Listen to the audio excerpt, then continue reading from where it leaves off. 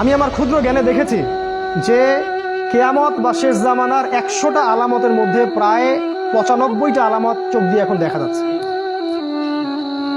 উঁচু উঁচু বিল্ডিং হবে, হয়ে গেছে, শেষ। মানুষ 99% মানুষ সুদ খাবে, দেখেন 100% মানুষ এখন সুদ খায়। জেনা বেড়ে যাবে, জেনা বেড়ে গেছে। ব্যভিচার বাড়বে, ব্যভিচার বাড়ছে। ধর্ষণ বাড়বে, ধর্ষণ বাড়ছে। সময় কমে যাবে, সময় কমে যাচ্ছে। ভূমিকম্প বাড়বে, ভূমিকম্প বাড়ছে। মহামারী ছড়াবে, ছড়াচ্ছে। মুসলিম থেকে নির্যাতন করা হবে, করা হচ্ছে। কাফেররা ঐক্যজোট হবে, হচ্ছে। রক্তপাত ঘটবে, হচ্ছে। মানুষ হত্যা করবে, জানবে না কেন হত্যা করছে।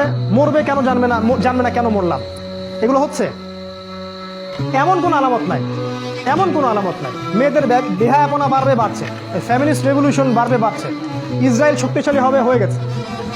এবং ওদের জোট গঠিত হবে, আল্লাহ বলেছেন, সেটাও হয়ে গেছে।